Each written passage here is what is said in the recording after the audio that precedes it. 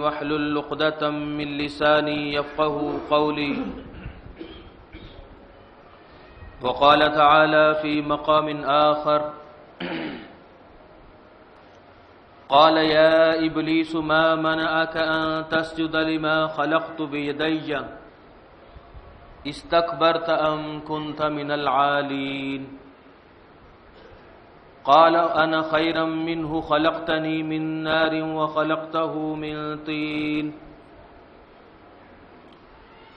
قال فاخرج منها فإنك رجيم وإن عليك لعنتي إلى يوم الدين. اللہ رب العزت نے فرمایا کہ اے ابلیس، ما منعک ان تسجد،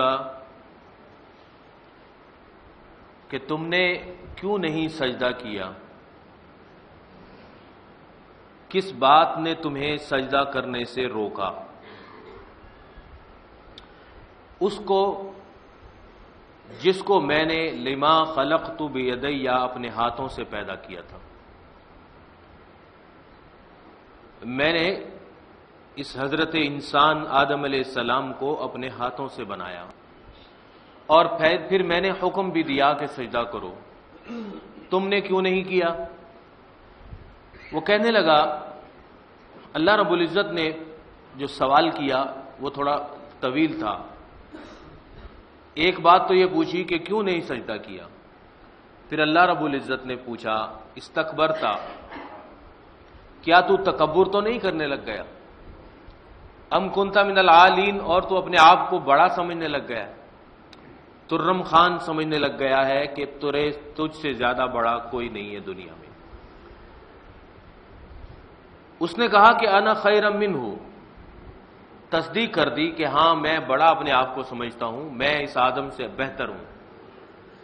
خلقتنی من نار، تو نے مجھے آگ سے بنایا اور اس کو بنایا ہے مٹی سے. اللہ رب العزت نے کہا فخرج منہا فإنک رجیم، اگر تم تکبر کرنے لگ گئے ہو تو یہاں سے نکل جاؤ، تم اللہ کی بارگاہ میں ہمیشہ کے لیے دھتکار دیے گئے ہو. وَإِنَّ عَلَيْكَ لَعْنَتِي إِلَىٰ يَوْمِ الدِّينِ، اور تجھ پر میری لعنت اور پھٹکار رہے گی قیامت تک. اس آیت کریمہ میں شیطان کے دو جرائم کا، دو بڑے بڑے جرموں کا تذکرہ کیا گیا ہے. ایک جرم تو یہ تھا کہ اس نے حکم دینے والے ذات کو پہچانا ہی نہیں. اس نے حکم کو دیکھا کہ حکم کیا ہے، یہ نہیں دیکھا کہ دینے والا کون ہے. اس نے یہ دیکھا کہ مجھے آدم کو سجدہ کرنے کا حکم دیا جا رہا ہے جس میں میری کوئی عزت نہیں ہے، میں اپنے سر کو اس کے سامنے کیوں جھکاؤں. اس نے اس چیز کو دیکھا، حکم کو، کہ یہ حکم غلط ہے. یہ نہیں دیکھا کہ حکم دینے والا کون ہے. یہ اس کا بہت بڑا جرم تھا. آج کا انسان بھی احکام، قرآن اور حدیث کے مسائل، اللہ کا حکم یا نبی صلی اللہ علیہ وسلم کی سنت، اس کے بارے میں بحث ہی کرتا رہتا ہے. اس کا کیا فائدہ ہے، یہ کام کریں گے تو اس کی کیا حکمتیں ہیں، اس کا فائدہ ہمیں دنیا کے اندر کیا کیا ملے گا، آخرت میں کیا کیا ملے گا. اور ہم جیسے بے وقوف قسم کے لوگ سائنسی، دنیاوی، ماہرین، علماء، ان سب کی باتیں بتا بتا کر تھکتے رہتے ہیں کہ یہ کام کرو گے تو یہ فائدہ ہوگا. بھائی نماز پڑھو گے تو آپ کو دنیا کے اندر فلاں فلاں چیزیں ملیں گی، آپ کی صحت بھی اچھی ہوگی، آپ کو صفائی ستھرائی بھی مل جائے گی، آپ کو فلاں فلاں برکتیں مل جائیں گی، آخرت میں فلاں فلاں فائدے مل جائیں گے. ایک بات کی طرف نہیں دیکھتے کہ حکم دینے والا کون ہے. بھائی بس جب اللہ کا حکم آ گیا تو اب اس کے بارے میں سوچنا بحث کرنا، اس کے بارے میں دنیا کے حقیر لوگوں کی دلیلیں اکٹھی کرنا کہ فلاں نے بھی کہا ہے اس کا یہ فائدہ ہے اور اللہ نے بھی کہا ہے اس کا یہ فائدہ ہے، چلو اب تو مان لو۔ اب تو ڈاکٹر بھی کہنے لگ گئے ہیں یہ چیز نقصان دہ ہے، اب تو ڈاکٹر بھی کہنے لگ گئے ہیں کہ سگریٹ نوشی نقصان دہ ہے۔ اس سے پہلے اللہ تعالیٰ نے حکم دیا تھا، منع کیا تھا کہ ہر نشاور چیز نہیں استعمال کرو۔ اس کے بارے میں ہم نے یعنی ہمارا ایمان اللہ رب العزت کے اوپر اتنا کمزور ہو گیا ہے، اب اس ایمان کی عمارت کو جو ہم اینٹیں اور سریا مہیا کرتے ہیں وہ ادھر ادھر کی دنیا کے لوگوں کی باتوں سے مہیا کرتے ہیں کہ اب تو دیکھو لوگ مرنے لگ گئے ہیں، اب تو یہ ہونے لگ گیا ہے، اب اس چیز کو چھوڑ دیا جائے۔ یہ سب سے بڑا جرم تھا شیطان کا، اس نے اللہ رب العزت کی طرف نہیں دیکھا کہ حکم دینے والا بڑا ہے، اب اس کا حکم کیسا ہے کیسا نہیں ہے، اچھا لگتا ہے نہیں لگتا، بس عمل کر دیں۔ اور دوسرا اس کا سب سے بڑا جرم یہ تھا کہ اس نے اپنی عقل چلاتے ہوئے تکبر اور اترانے کا کام کیا، اور اللہ رب العزت کے سامنے کسی کا تکبر نہیں چلتا۔ اللہ رب العزت کسی کے تکبر کو پسند ہی نہیں کرتے۔ اللہ رب العزت فرماتے ہیں الکبر ردائی، تکبر کا حقدار صرف میں ہوں، والعظمت ازاری، دنیا کے الفاظ کے اندر سمجھایا کہ تکبر میری چادر ہے۔ جیسا کہ ایک بزرگ آدمی اپنے رومال کو، اپنی چادر کو اپنے سر کے اوپر پگڑی بناتا ہے، یہ دنیا کے الفاظ سے سمجھایا، تو پگڑی عزت والی چیز ہوتی ہے، تو فرمایا کہ یہ تو تکبر میری چادر ہے۔ جو میری چادر کو کھینچے گا، جو تکبر کرنے کی کوشش کرے گا، تو اس کا انجام دنیا اور آخرت کے اندر بھیانک ترین ہوگا۔ اللہ رب العزت نے فرمایا وَلَا تَمْشِ فِي الْأَرْضِ مَرَحًا، میری بنائی ہوئی زمین پر اکڑ کر مت چلو۔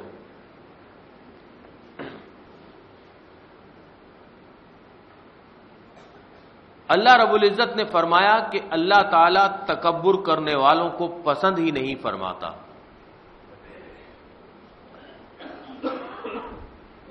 تکبر کے بارے میں بے شمار احادیث ہیں، لیکن میں سمجھ رہا ہوں کہ تکبر کے بارے میں احادیث کو ہم سمجھیں اور سننے سے پہلے اصل مسئلے کو سمجھیں کہ تکبر ہے کیا چیز۔ اگر ہمیں وہ پتہ چل گیا کہ یہ اتنی بھیانک چیز ہے اور ہم جیسے حقیر انسانوں میں ایسے ایسے یہ چیزیں پائی جاتی ہیں، اس کے بعد ہم اگر آیتیں اور حدیثیں سنیں گے تو سمجھ میں زیادہ آئیں گی۔ تو علماء کرام نے تکبر کی جو اقسام اور تکبر کی جو تعریفیں بیان کی ہیں، اس میں ایک ایک کر کے کہ تکبر دراصل خود پسندی کا نام ہے۔ اس خود پسندی یعنی اپنے آپ کو پسند کرنے کی بنا پر آدمی حسد کرنے لگ جاتا ہے۔ حسد جب کرتا ہے آدمی تو پھر وہ ریاکاری اور دکھلاوے کا شوق دل میں پال لیتا ہے۔ یہ دکھلاوے اور ریاکاری کا جو شوق پال لیتا ہے دل کے اندر، تو اس کی ظاہر میں سے جو علامات نظر آتی ہیں اس کو تکبر کہتے ہیں۔ یہ مشکل سی تعریف ہو گئی جو سمجھ میں مجھے لگتا ہے نہیں آئی ہوگی۔ سادہ الفاظ میں کہ اپنے سے بڑا کسی کو نہ سمجھے، اپنے سے بڑا کسی کو نہ دیکھ پانا تکبر کی علامت ہے۔ اور اگر کوئی اپنے سے بڑا، اپنے سے اچھا اور اپنے سے افضل نظر آ جائے تو حسد کرنے لگ جانا، دل سے جلنے لگ جانا، اور پھر دنیا کی مال دولت حسن عہدے اور چمک دمک کے ذریعے اپنے آپ کو بڑا ثابت کرنے کی کوشش کرنا تکبر کہلاتا ہے۔ امام غزالی رحمہ اللہ نے جو فلسفہ اسلام کے بارے میں احیاء العلوم کتاب لکھی، اس میں انہوں نے تکبر کے 3 درجے لکھے۔ ایک درجہ تو یہ ہے، وہ کہتے ہیں کہ دل کے اندر تکبر کا بیج پیدا ہو جاتا ہے کہ میں کچھ چیز ہوں۔ یہ تو سب انسانوں میں پیدا ہوتا ہے۔ کہتے ہیں کہ تکبر کا بیج جو دل میں ہے، اگر وہ درخت نہ بنے تو ٹھیک ہے، لیکن جب وہ بیج درخت بننے لگ جاتا ہے، اس سے پودے اور ٹہنیاں پھل پھول نکل آتی ہیں، تو پھر وہ اس آدمی کے لیے نقصان دہ بن جاتا ہے۔ پھر وہ عملاً تکبر کرنے لگ جاتا ہے، مجلس میں اپنی بڑائی بیان کرنے لگ جاتا ہے، اپنے جیسے انسانوں کو حقیر سمجھنے لگ جاتا ہے۔ امام غزالی فرماتے ہیں کہ ایک عالم دین کا گردن اکڑا کر بات کرنا اس کا تکبر ہے۔ ہر شخص کا تکبر الگ الگ ہوتا ہے۔ اللہ رب العزت نے فرمایا کہ وَلَا تُسَعِّرْ خَدَّكَ لِلنَّاسِ، گردن اکڑا کر کسی سے بات نہ کرو اور چہرہ پھیر کر بھی کسی سے بات نہ کرو۔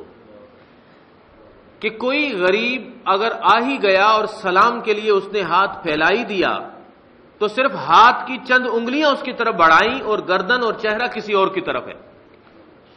یہ عملاً تکبر کی علامت ہے کہ چہرہ اور گردن کسی اور کی طرف ہے اور اس بیچارے کی طرف تھوڑی سی انگلیاں بڑھا دی کہ تو بھی سلام لے ہی لے۔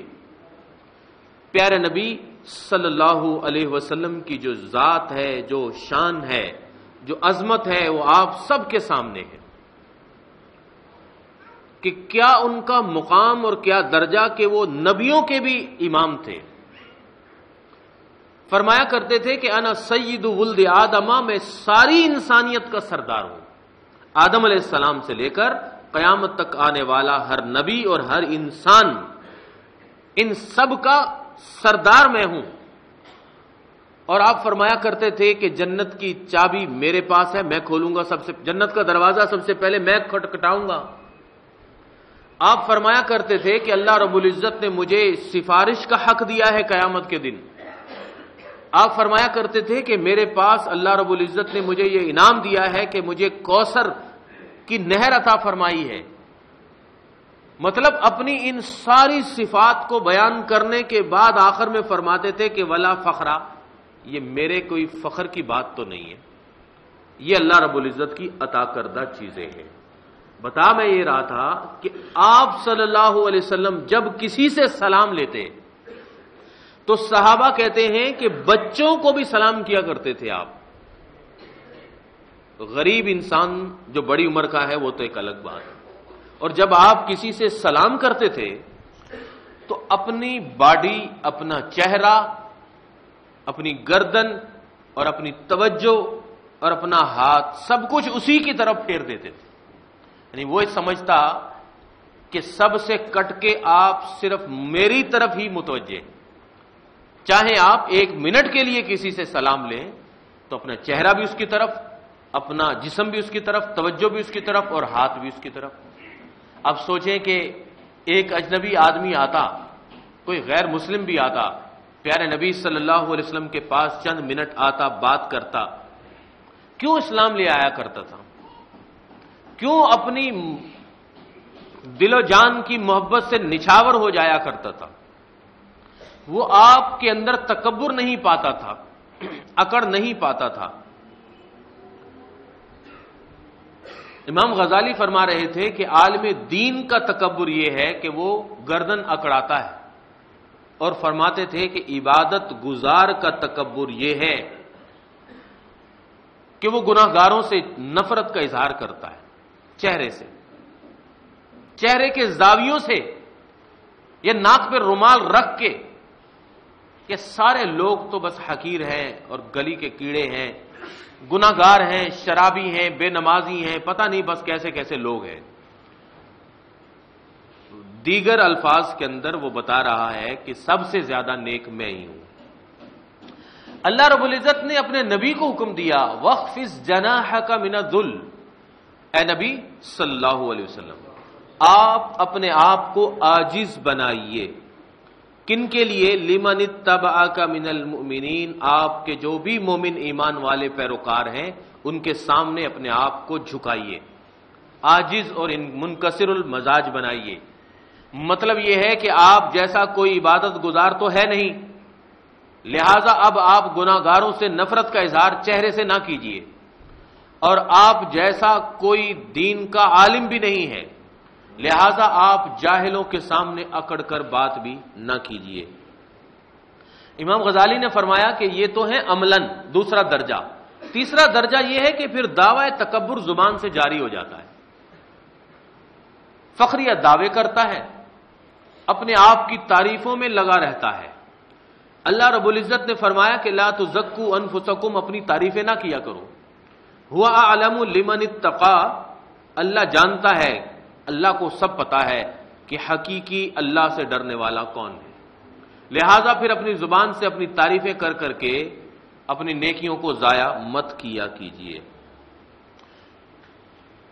کوئی مال کے تکبر میں مبتلا ہو جاتا ہے، کوئی خوبصورتی اور قوت اور طاقت اور عہدے کے تکبر میں مبتلا ہو جاتا ہے۔ عہدے اور حکومتوں کے تکبر میں تو بادشاہ لوگ، سیاستدان قسم کے لوگ مبتلا ہوتے ہیں، اور خوبصورتی اور مال و دولت کے لوگ آج کل کی طرح اپنی ہی تصویریں کھنچوانے کے شوق میں مبتلا ہوتے ہیں، بس 24 گھنٹے اپنی ہی خود پسندی کے ایک عجیب سی بیماری کے اندر مبتلا ہوتے ہیں۔ کچھ ایسے لوگ بھی ہیں جنہیں میں جانتا ہوں کہ انہوں نے اپنے ساتھ ملازم رکھے ہوتے ہیں کہ جہاں بھی میں جاؤں میری 2-4 تصویریں بنا لینا، کھا رہا ہوں تب، کوئی بات کر رہا ہوں تب، اگر میں نماز پڑھ رہا ہوں تب، اور میرا دل یہ کرتا ہے کہ کبھی ان کو میں کہہ ہی دوں زبان سے کہ بھائی 24 گھنٹے اپنا ریکارڈ رکھنے کے شوق میں مبتلا جو لوگ ہوتے ہیں، اللہ رب العزت نے آج سے 1400-1500 سال پہلے جب یہ ریکارڈ کی چیزیں نہیں تھی، کیمرے نہیں تھے، کوئی چیز نہیں تھی، سب کو بتا دیا تھا کہ تم کسی فکر میں مبتلا نہیں ہونا، میں نے 2 فرشتے رکھے ہیں تمہارے ہر کام کو ریکارڈ کرنے کے لیے۔ ما یلفظ من قول، تم جو بات کرو گے وہ بھی ریکارڈ ہو جائے گی، تم جو عمل کرو گے وہ بھی ریکارڈ ہو جائے گی، اور وہ جو 2 فرشتے ہیں وہ کسی سے ڈرتے بھی نہیں ہیں، وہ تم سے جدا بھی نہیں ہوتے، ہر ایک گناہ اور برائی کو، ہر ایک نیکی کو لکھ رہے ہیں، محفوظ کر رہے ہیں، لہذا الگ سے اپنے آپ کی ریاکاری کر کے اپنے عملوں کو تباہ و برباد کرنے کے علاوہ اور کچھ بھی نہیں ہوتا۔ یہ خود پسندی اور تکبر کی بیماریاں ہیں ہمارے اندر جو بڑھتی چلی جا رہی ہیں۔ اللہ رب العزت ہم سب کو ایسی بیماریوں سے محفوظ فرمائے۔ فرمایا کہ 5واں درجہ یہ ہے کہ پھر بندہ اللہ کے سامنے تکبر کرنے لگ جاتا ہے۔ یہ تکبر کا درجہ ہے فرعون اور قارون قسم کے، نمرود قسم کے لوگوں کا۔ اللہ کے سامنے تکبر کرنا کیا مطلب ہے؟ اللہ کے سامنے کرنا مطلب یہ ہے کہ اللہ رب العزت نے کہا کہ میرے سامنے جھک جاؤ، اپنے سر کو، ماتھے کو، ناک کو میرے سامنے ٹکاؤ۔ تو جو بے نمازی بندہ ہوتا ہے وہ اپنے عمل سے اظہار کر رہا ہوتا ہے کہ میں تیرے سامنے نہیں جھکتا، عملاً کچھ بتا رہا ہوتا ہے کہ مجھے تیرے سامنے جھکنے کی کوئی ضرورت نہیں ہے۔ حالانکہ آپ دیکھیں گے کہ جو ایک سجدہ تجھے گراں گزرتا ہے 1000 سجدوں سے دیتا ہے آدمی کو نجات، جو اللہ کے سامنے نماز پڑھنے والے بندے ہوتے ہیں تو پھر وہ کم ہی نظر آئیں گے کہ آپ کو قبر، بت اور کسی تصویر کے سامنے جھکتے ہوئے۔ اور جو اللہ کے سامنے نہیں جھکتے، اللہ کے سامنے سجدہ ریز نہیں ہوتے، ایسے متکبر انسان پھر جگہ جگہ سجدے کرتے نظر آتے ہیں، جگہ جگہ اپنے سر کو ذلیل کرتے ہوئے نظر آتے ہیں۔ فرمایا کہ تکبر کا 6واں درجہ یہ ہے کہ رسول اللہ صلی اللہ علیہ وسلم کے سامنے تکبر کرنا۔ یہ عجیب سی بات ہے کہ نبی صلی اللہ علیہ وسلم کے سامنے تکبر کیسے کیا جاتا ہے؟ فرمایا کہ جہالت اور سرکشی کی بنا پر سنت رسول صلی اللہ علیہ وسلم کا مذاق اڑانا یہ تکبر نہیں ہے تو کیا ہے؟ نبی صلی اللہ علیہ وسلم کی سنتوں کا مذاق اڑانا تکبر نہیں ہے تو کیا ہے؟ عملاً تو بتا رہا ہے نا آدمی کہ مجھے رسول اللہ صلی اللہ علیہ وسلم کی سنت پسند نہیں ہے. سنت رسول صلی اللہ علیہ وسلم پر عمل کرنے کو جہالت، غریبی کی علامت اور حقیر لوگوں کا کام سمجھتا ہے. کیسے میں ہاتھ سے کھانا کھا لوں؟ کیسے میں بیٹھ کر کھانا کھا لوں؟ کیسے ہو سکتا ہے کہ میں یہ کام ایسے کر لوں؟ آخر سیدھے ہاتھ سے ہی کھانا کھانا، سیدھے ہاتھ سے ہی پانی پینا، یہ کیا بات ہے؟ اس قسم کی معاشرے میں بے شمار متکبرانہ علامتیں پائی جاتی ہیں. چائے پیتے ہیں، بوتل پیتے ہیں، آخر میں آدھی چھوڑ دیتے ہیں کہ آخری گھونٹ تک تو پھر غریب لوگ جاتے ہیں. ہمارے پاس اللہ کا دیا گیا بہت ہے، بس میں آدھی بوتل پی کر آدھی چھوڑ دیتا ہوں. حالانکہ اگر انہیں بتایا جائے کہ نبی کریم صلی اللہ علیہ وسلم کی سنت یہ تھی کہ آپ جو کھاتے یا جو پیتے، آپ فرمایا کرتے تھے تمہیں نہیں پتا کہ کس لقمے میں برکت ہے، تمہیں نہیں پتا، تم نے جو آخر میں چھوڑ دیا کیا اسی میں برکت ہو، تمہیں نہیں پتا، لہٰذا ایسا کام نہ کیا کرو. کوئی روٹی ہاتھ سے نیچے گر جائے تو اٹھا لو، بھائی رزق ہے، اس کو ضائع مت کیا کرو. بھائی گھر کے اندر کھانا پکاؤ، اتنا نہ پکا لیا کرو کہ پھر آدھا تمہیں ڈسٹ بن میں پھینکنا پڑ جاتا ہے. آپ یہ کام نہ کیا کرو، یہ تکبرانہ علامتیں ہیں، اللہ کو پسند نہیں ہے. اللہ پھر ایسا نہ ہو کہ دانے دانے سے محتاج کر دے. تو انسان پھر اپنے عمل سے نبی صلی اللہ علیہ وسلم کے احکامات، آپ کی سنتوں کا جب انکار کرتا ہے تو یہ رسول کے سامنے تکبر کرنا ہے. فرمایا اذا تتلا علیہ آیاتنا، ایسے لوگوں کے سامنے جب اللہ اور اس کے رسول کی بات پیش کی جاتی ہے، واللہ مستکبرن، تو پھر گردن موڑ کر تکبر سے چلے جاتے ہیں. کأن لم یسمعها، ایسے لگتا ہے کہ سنی انسنی کر دی. کأن فی اذنیہ وقرا، اللہ نے فرمایا کہ ایسے لگتا ہے کہ جیسے ان کے کان بند ہیں، کانوں میں ڈاٹ لگی ہوئی ہے. فرمایا فبشرہ بعذاب علیم، ایسے لوگوں کو پھر دردناک عذاب کی خوشخبری دے دو کہ جو اللہ اور اس کے رسول کا دنیا کے اندر پھر سنی انسنی کرتے ہیں، اللہ رب العزت دنیا کے اندر بھی انہیں بڑے بڑے ہولناک عذابوں کا شکار کر دیتے ہیں اور آخرت میں بھی دردناک عذاب کا شکار کر دیں گے. اور ساتویں علامت ہے کہ اللہ کے بندوں کے سامنے تکبر کرنا. اللہ رب العزت کو اپنے سامنے تکبر بھی پسند نہیں ہے، اللہ رب العزت کو اپنے رسول کے سامنے تکبر بھی پسند نہیں ہے. اللہ تعالیٰ کو اپنی جو مخلوق ہے نا، اس کے سامنے بھی تکبر پسند نہیں ہے. اللہ رب العزت نہیں پسند فرماتا کہ میرے بندوں کے سامنے اپنی بڑائی بیان کی جائے. اللہ فرماتا ہے کہ نہیں، تکبر تو مجھے حق رکھتا ہے، میں کر سکتا ہوں، کیونکہ میں نے اس ساری کائنات کو بنایا، میں نے زمین و آسمان کو بنایا، میں نے ایک ایک چیز کو بنایا. یہ بندہ حقیر کس بات پر تکبر کرتا ہے؟ فرمایا کہ رسول اللہ صلی اللہ علیہ وسلم نے وَلَا يَدْخُلُ الْجَنَّةَ مَنْ كَانَ فِي قَلْبِهِ مِثْقَالُ حَبَّةٍ مِّن کِبْرٍ، وہ بندہ جنت میں نہیں جائے گا جس کے دل کے اندر رائی کے دانے کے برابر بھی تکبر ہوگا. اب یہ ساری باتیں جب ہم نے تعریفیں سنی، مثالیں سنی، تو اب ہمیں یہ حدیث سمجھ میں آ گئی کہ اللہ کے بندوں کے سامنے بھی اگر تکبر ہوگا یا اپنی بڑائی اور خود پسندی کا جذبہ ہوگا اور رائی کے دانے کے برابر بھی اگر تکبر دل میں ہوگا تو اللہ رب العزت اس بندے کو جنت میں نہیں جانے دیں گے.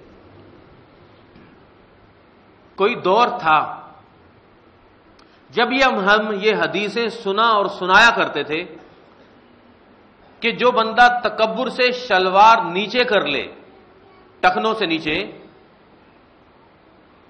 تو اللہ رب العزت قیامت کے دن اس بندے کی طرف دیکھیں گے بھی نہیں اپنی رحمت سے۔ تو بھائیوں، اب یہ دور ایسا آ گیا ہے کہ اب تکبر کی یہ ایک علامت نہیں رہ گئی، اب تکبر کی بے شمار نشانیاں ہمارے معاشرے میں پیدا ہو گئی۔ نبی کریم صلی اللہ علیہ وسلم کے دور میں اپنی دولت کی نمائش اکڑنے اور تکبر کی یہ علامت تھی کہ وہ اپنی چادر کو آدھی نیچے گھسٹ گھسٹ کے چلتے تھے کہ میرے پاس بڑی دولت ہے، بڑا پیسہ ہے، بڑا کپڑا ہے میرے پاس، کہ میں کوئی بات نہیں، اگر آدھا نیچے بھی لگ رہا ہے تو کوئی بات نہیں، میرے پاس بہت کچھ ہے۔ اس وقت اس دور میں 1500 سال پہلے انسان کے پاس کپڑا نہیں تھا، بہت کم ہوا کرتا تھا، ایک چادر تھی بس وہ نیچے پہن لی، اوپر سے ننگے ہوتے تھے۔ صحابہ قمیض کچھ نہیں تھی ان کے پاس، کوئی تھا جس کے پاس 2 چادریں تھی کہ وہ ایک نیچے چادر باندھ لیتا اور ایک چادر اوپر پہن لیتا، یہ بڑا کہلاتا تھا کہ بھائی 2 چادریں تمہارے پاس، بڑی بات ہے۔ ایسے معاشرے کے اندر کوئی اتنی لمبی چادر پہنتا کہ وہ نیچے گھسیٹتا، تو رسول اللہ صلی اللہ علیہ وسلم نے فرمایا کہ یہ تکبر کی علامت ہے۔ جو تکبر کی وجہ سے یہ کام کرتا ہے، اللہ رب العزت قیامت کے دن اس کی طرف نہیں دیکھے گا۔ ہمارے اس معاشرے میں بے شمار تکبر کی علامتیں پیدا ہو گئی ہیں، بے شمار قسم کی علامتیں۔ اللہ رب العزت ہر قسم کی علامت جو تکبر پر مبنی ہو، اللہ تعالی ہمیں اس سے محفوظ فرمائے۔ رسول اللہ صلی اللہ علیہ وسلم نے فرمایا، ترغیب و ترہیب کی حدیث ہے کہ لو لم تذنبوا، اگر تم گناہ نہ کرو، اگر تم گناہ گار نہیں ہو، بڑے نیکوکار ہو، نمازی ہو، نیک ہو، حافظ قرآن ہو، لخشیت علیکم، مجھے ڈر ہے تمہارے اوپر، مجھے ڈر ہے تمہارے اوپر، ما هو اکبر منہ العجب، کہ تم کہیں بڑے گناہ کے اندر مبتلا نہ ہو جاؤ جو ہے تکبر اور خود پسندی۔ پیارے نبی صلی اللہ علیہ وسلم نے فرمایا کہ لَيَنْتَهِيَنَّ أَقْوَامٌ، دیکھو لوگوں کو باز آ جانا چاہیے تکبر کرنے سے، یفتخرون بآبائہم، جو اپنے آباء و اجداد، اپنے خاندان، اپنے رنگ اور اپنے نسل کی بنیاد پر اپنے آپ کو بڑا سمجھتے ہیں، اپنے خاندان، رنگ، نسل کی بنیاد پر اپنے آپ کو بڑا سمجھتے ہیں، انہیں باز آ جانا چاہیے۔ الذین ماتوا، جو لوگ مر گئے ہیں، ہم فہم جہنم، وہ تو جہنم کے ایندھن ہیں، ان آباء و اجداد کے اوپر اپنے آپ کو کیا بڑا سمجھنا۔ فرمایا کہ لَيَكُونَنَّ أَهْوَنُ عَلَى اللَّهِ، اللہ کے نزدیک یہ عصبیت پر مبنی جذبہ، اللہ رب العزت کے نزدیک تکبر پر مبنی یہ رویہ، اپنے خاندان، اپنی زبان اور اپنے رنگ اور نسل کی بنیاد پر اپنے آپ کو بڑا سمجھنا اور دوسرے کو حقیر سمجھنا، اللہ رب العزت کے نزدیک ایسے ہے جیسا کہ ایک گندی نالی کا کیڑا اپنے ناک سے گندگی کھینچتا ہے۔ اللہ کے نزدیک یہ لوگ اس سے بھی زیادہ گھٹیا ہیں۔ اس سے کوئی بڑی مثال میں نے آج تک نہیں سنی۔ مثال دی گندی نالی کا کیڑا، اور وہ کیا کر رہا ہے؟ اپنی ناک سے گندگی کھینچ کے جا رہا ہے۔ کتنی گھٹیا سی چیز ہے، کوئی دیکھنا بھی تصور۔ اللہ رب العزت کے نزدیک ایسے لوگ اتنے زیادہ گھٹیا قسم کے لوگ ہوتے ہیں جو اپنے آپ، اپنی زبان یا اپنے آباء و اجداد کی بنیاد پر فخر کرتے ہیں کہ ہم تو بڑے خاندان سے تعلق رکھتے ہیں، ہم اعلیٰ درجے کے ہیں، تم حقیر درجے کے ہو۔ فرمایا نبی صلی اللہ علیہ وسلم نے، اب ان حدیثوں کے اندر تکبر کی علامتیں بھی آ رہی ہیں، تکبر کے طریقے بھی آ رہے ہیں، جدید طریقے بھی آ رہے ہیں اور پرانے طریقے بھی آ رہے ہیں، سمجھنے والے سمجھتے بھی جا رہے ہیں۔ من سرہ ان یتمثل لہ الرجال قیاما، جو بندہ اس بات پر خوش ہوتا ہے کہ لوگ میرے لیے کھڑے ہو جائیں، جو بندہ اس بات پر خوش ہوتا ہے دل سے، زبان سے نہ بھی کہے لیکن دل سے خوش ہوتا ہے کہ ٹھیک ہے جی، جب میں آؤں تو سب لوگ میرے لیے کھڑے ہو جائیں، فَلْيَتَبَوَّأْ مَقْعَدَهُ مِنَ النَّارِ، رسول اللہ صلی اللہ علیہ وسلم نے فرمایا اس کو چاہیے کہ وہ اپنا ٹھکانہ جہنم کے اندر بنا لے۔ کیا مطلب؟ قیام، اللہ کے سامنے لوگ کھڑے ہوتے ہیں ہاتھ جوڑ کر۔ اب اللہ رب العزت کہیں پسند فرمائے گا کہ میرے بندوں کے سامنے لوگ ہاتھ جوڑ کر کھڑے ہوں؟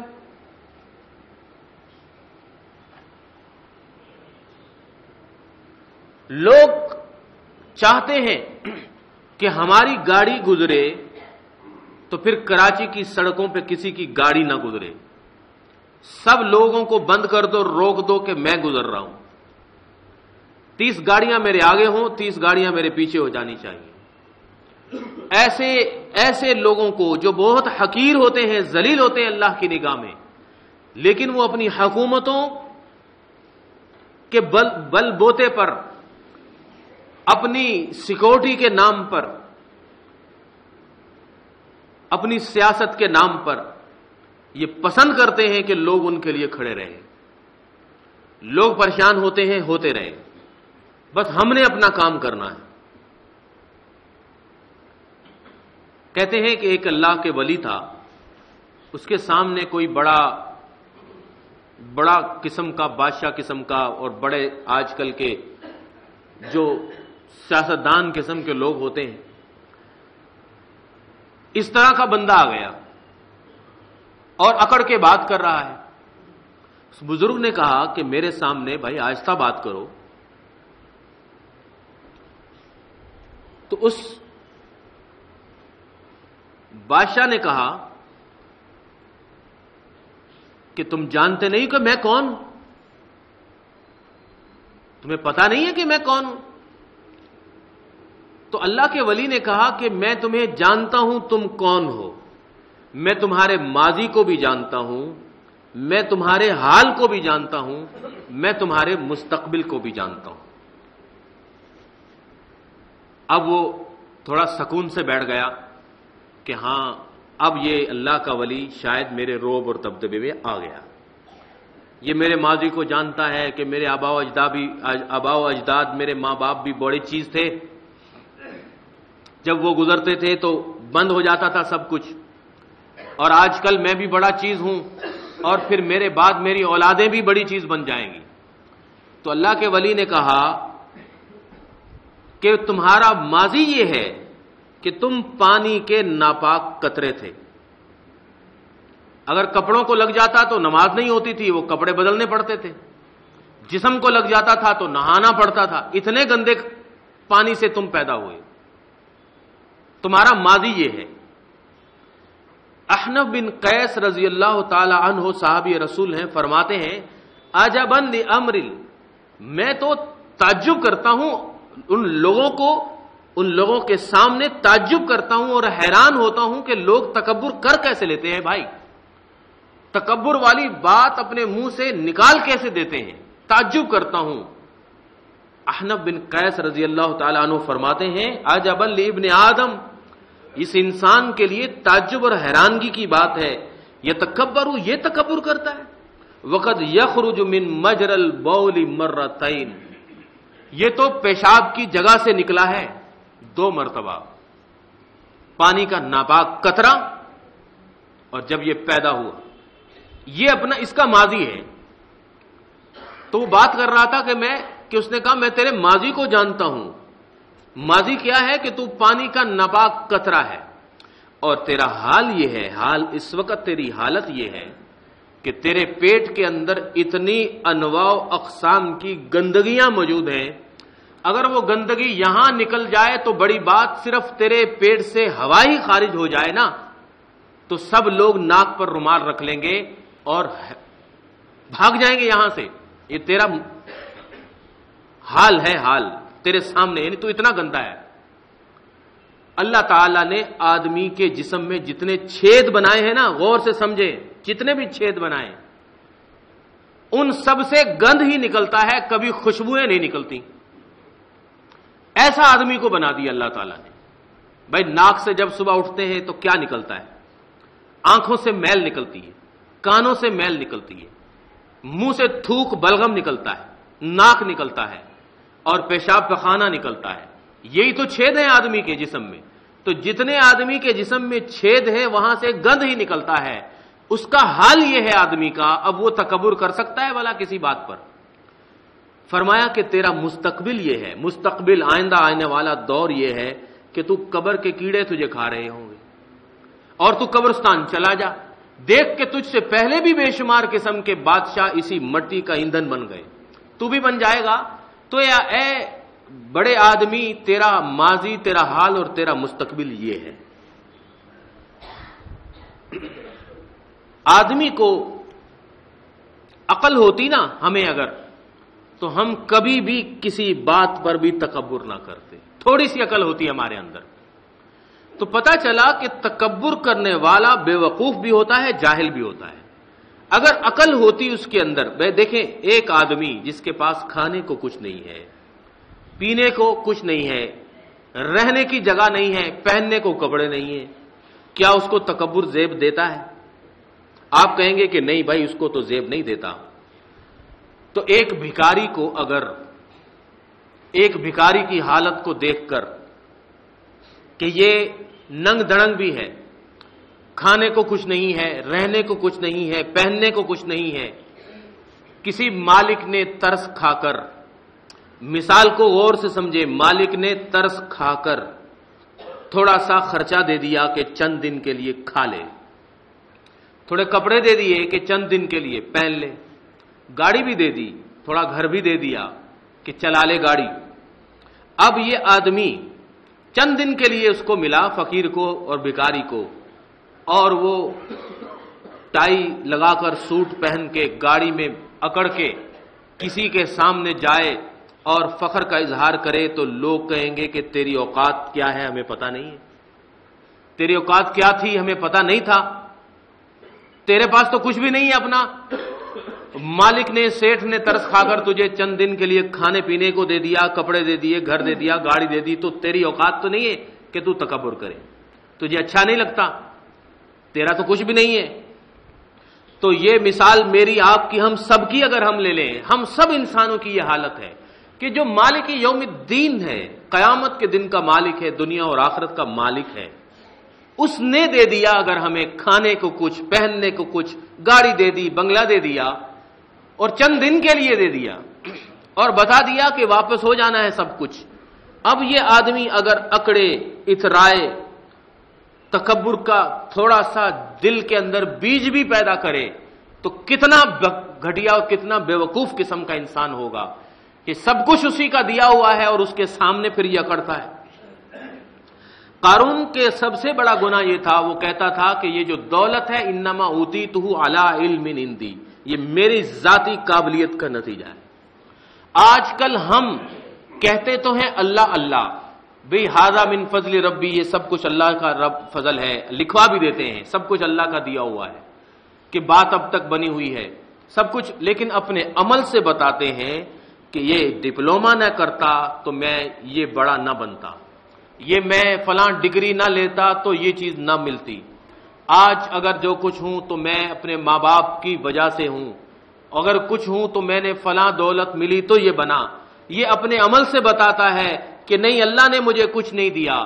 ہر وقت ہر لمحے اللہ کی تعریف کر لینی چاہیے.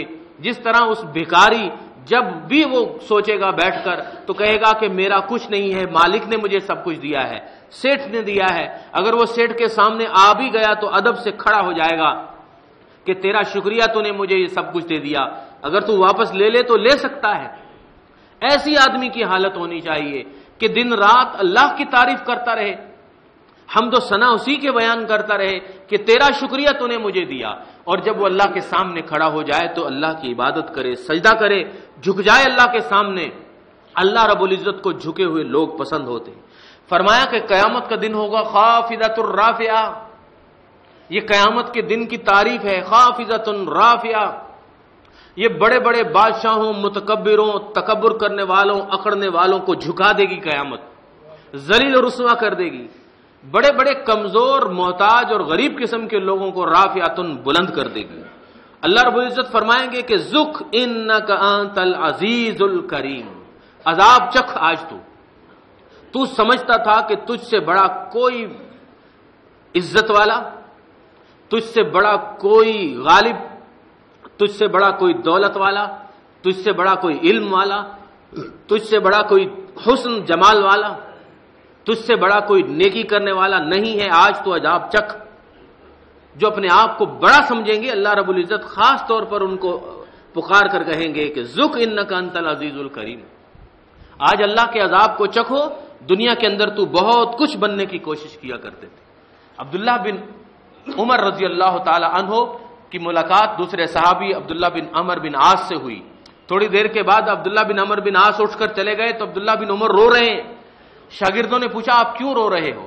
کہا کہ ابھی یہ جو صحابی آئے تھے انہوں نے مجھے حدیث بیان کی ہے اور بیان کر کے گئے ہیں کہ من کان فی قلبہ مثقال خردل من ایمان من کبر لا يدخل الجنت، جس بندے کے دل میں رائی کے ذرے کے دانے کے برابر بھی تکبر ہوگا وہ جنت میں داخل نہیں ہو سکتا۔ اس بات کی ہولناکی کو سن کر میں رونے لگ گیا کہ یہ کتنی خطرناک ترین بات ہے۔ اللہ تعالی ہمیں سمجھنے اور عمل کرنے کی توفیق عطا فرمائے۔ وآخر دعوانا